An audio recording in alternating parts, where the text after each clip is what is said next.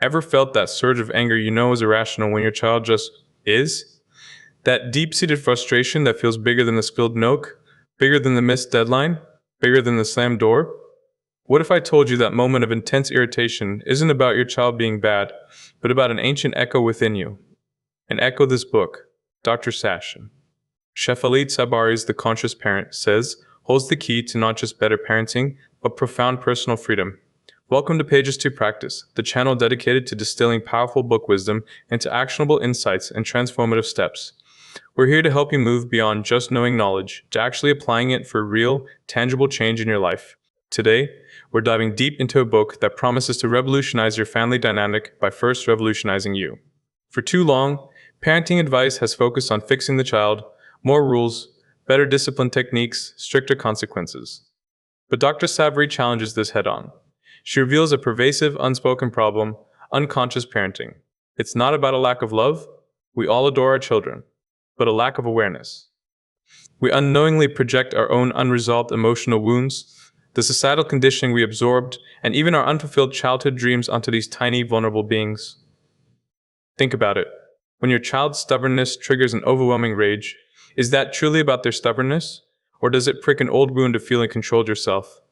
This unconscious projection stifles a child's unique spirit, leading to observable struggles like emotional suppression, defiance, anxiety, and a deep disconnection from their authentic selves. It's a painful cycle, passed down through generations, and the conscious parent offers not just a way to understand it, but a potent path to break it. Alright, let's get into the practice. How do we actually do this when we're juggling a million things and running on fumes? These steps are designed to be integrated into your real, chaotic life. This book isn't just an academic read, it's an invitation to a different way of being with your children. Here are its core, transformative insights. Your child is not a mini-me, but a unique, sovereign spirit. I remember thinking my daughter would be soft and artistic, like me. Instead, she was boisterous, stubborn, and logical. My initial thought was, why isn't she more like me?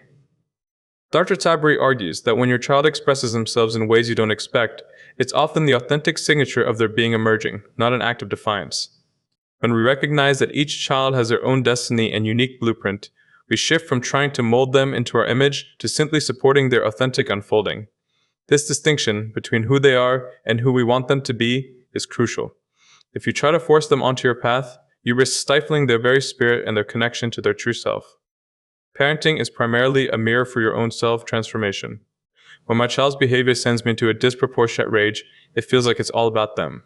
But this book revealed that my intense reactions weren't about my child's misbehavior, but about my own unprocessed pain or fear being triggered. It's an uncomfortable truth. Your child's actions reveal your hidden wounds.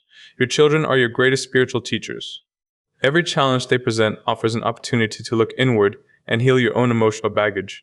By addressing your own triggers and unresolved issues, you naturally become a more conscious, centered parent, breaking the cycle of inherited pain. This isn't about letting bad behavior continue, it's about responding from a place of clarity, not reaction.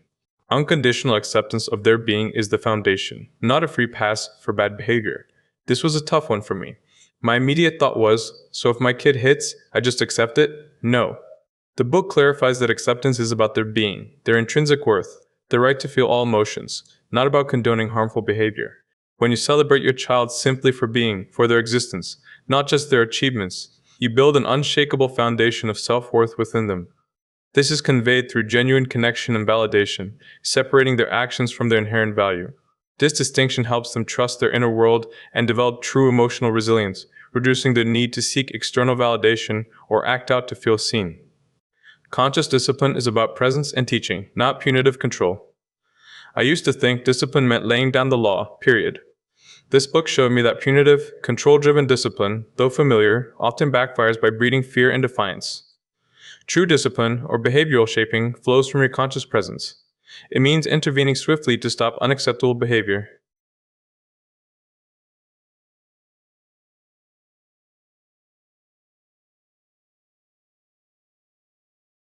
Hands are not for hitting, while remaining connected and empathetic to the child's underlying feelings. It's about teaching containment and emotional self-regulation, rather than merely instilling obedience through fear. This builds internal strength, allowing children to become emotionally mature and balanced. Here are your actionable steps, designed for your real, busy life. Practice conscious pauses in high-stress moments. What to do when that red-hot frustration flares up. Say, your child is having a public meltdown, or you're stuck in traffic with screaming kids. Instead of reacting instantly, consciously take 1 to 3 deep breaths. This isn't ignoring the situation, but creating a tiny mental space before you speak or act. You can physically step back for a second if it's safe, or just mentally zoom out to observe your own internal state. I notice my jaw is clenched, I'm feeling angry. Expected outcome. This micropause interrupts your automatic unconscious reaction. You'll gain a split second to choose a more intentional, calm response, preventing escalation and modeling healthy emotional regulation for your child. Engage in ego awareness spot checks. What to do? You don't need a therapy session every night. Just take 5 minutes, maybe while you're showering, doing dishes, or waiting for coffee. Reflect on one recent interaction with your child that felt emotionally charged. Ask yourself, what belief or expectation of mine was being challenged? For example, I expected my child to always listen immediately, or I need to be seen as the perfect parent, or my child's academic performance reflects on me. You're not judging yourself, you're just identifying your ego. Expected outcome. Over time, this consistent, even brief self-inquiring reveals the unconscious scripts that drive your reactive parenting. Understanding these allows you to detach from them, making your responses less personalized and more effective in the future. Implement unconditional appreciation moments. What to do? Integrate small, frequent expressions of appreciation for your child's being, not just their achievements. This could be a spontaneous hug while they're reading, a quiet comment like, "I love watching you just play," or a non-demanding, loving gaze. You might think they don't notice, especially teens, but the message is absorbed. You're not spoiling them, you're building their inner reservoir of self-worth. Expected outcome. Your child develops a deep, intrinsic sense of value and security, separate from their performance. This internal validation fosters authenticity and reduces their need to constantly seek external approval or act out for attention. Practice. Empathic mirroring of emotions. What to do? When your child is upset, focus on verbally acknowledging their feeling without judgment or immediate attempts to fix it. Say, "I see you're feeling really angry right now," or "It sounds like you're very disappointed." If their behavior is destructive, e.g., hitting, immediately intervene to stop the action. Hands are not for hitting. Hitting hurts, while still verbally validating the underlying feeling. "I see you're very mad, and it's okay to be mad, but we don't hit."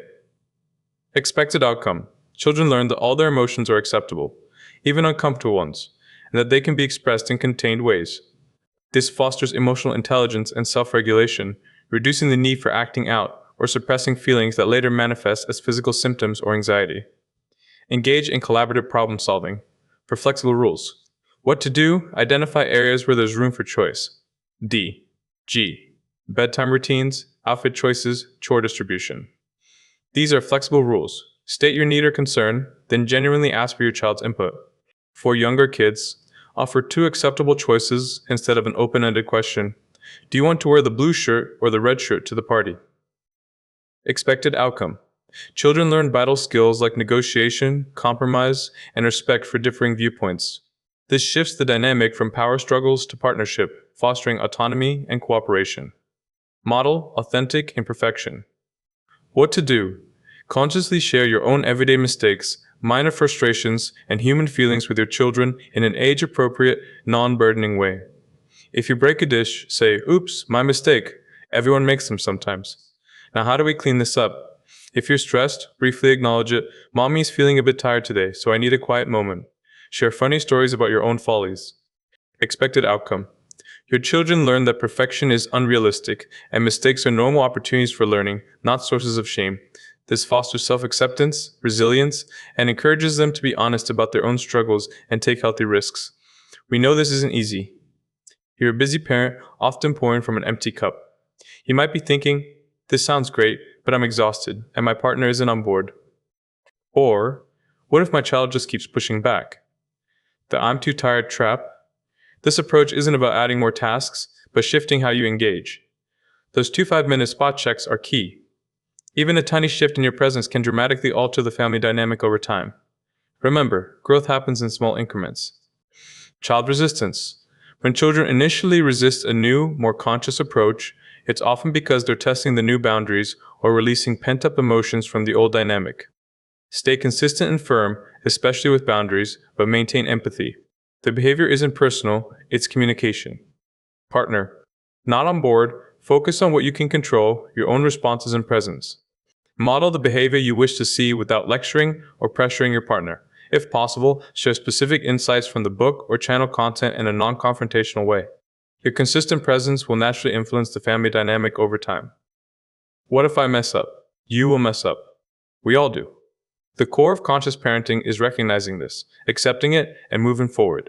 Use those moments as learning opportunities for yourself and model humility for your child by acknowledging your mistakes and making amends when needed.